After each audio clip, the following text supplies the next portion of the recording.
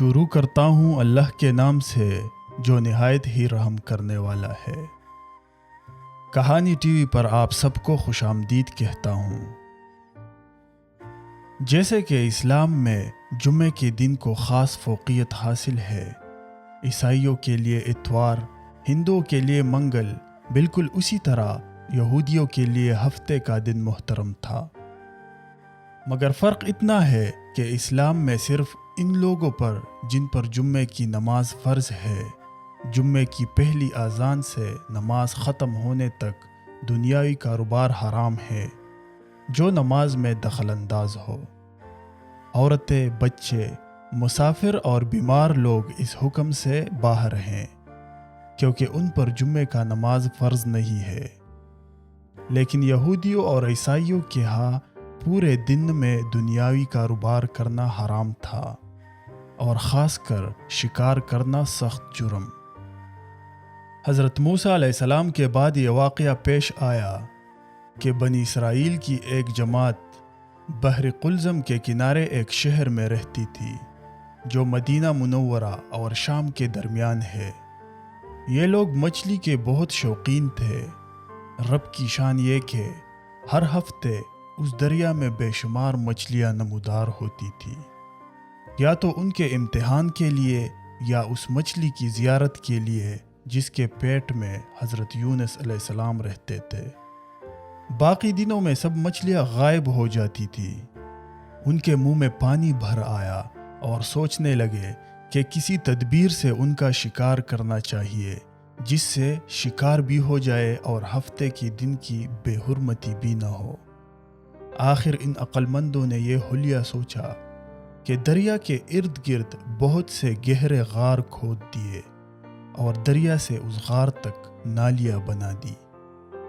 جمعے کی شام کو ان نالیوں کا منہ کھول دیتے تھے کہ پانی کے ساتھ مچھلیاں ان گڑھوں میں آ جائیں، اور اتوار کے دن ان گڑھوں سے پکڑ لیتے تھے اور کہتے تھے کہ ہم ہفتے کو شکار نہیں کرتے۔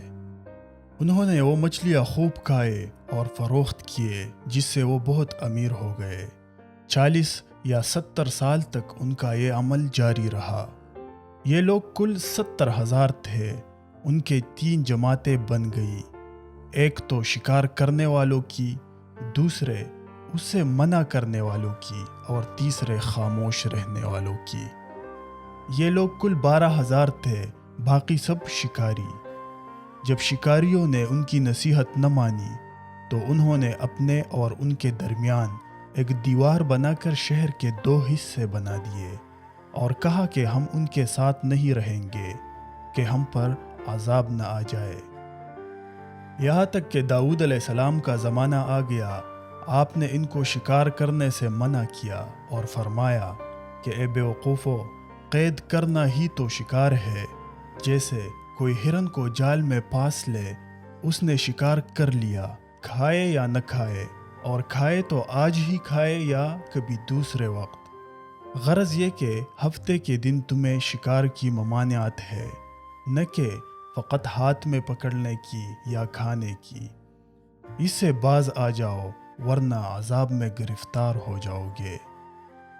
شکاریوں نے کہا کہ ہم تو بہت عرصے سے یہ کام کر رہے ہیں، اگر یہ برا ہوتا تو اب تک ہم کو امن کیوں ملتی؟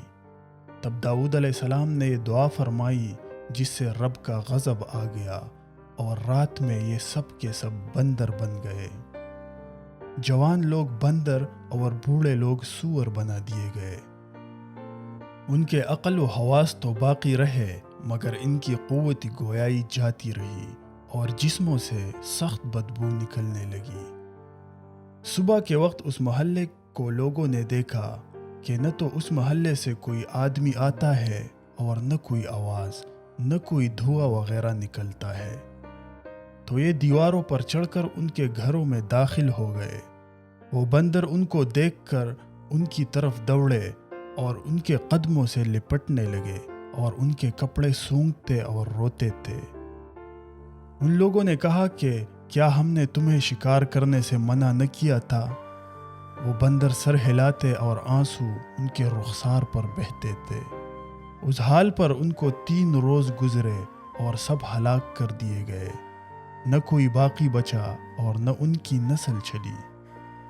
لوگوں میں یہ مشہور ہے کہ موجودہ بندر انہی کی نسل میں سے ہے، لیکن یہ سراسر غلط ہے۔ ان سے پہلے بھی بندر تھے اور یہ موجود بندر ان سے پہلے بندروں کی اولاد میں سے ہی ہے، کیونکہ صحیح روایت میں ہے کہ کوئی مسخ شدہ قوم 3 دن سے زیادہ نہیں جیتی، نہ کھاتی ہے نہ پیتی ہے اور نہ ہی اس کی نسل چلتی ہے۔ تو دوستو آج کے لیے اتنا ہی، ملتے ہیں انشاءاللہ نیکسٹ ویڈیو میں ایک نئی کہانی کے ساتھ۔ تب تک کے لیے اللہ حافظ۔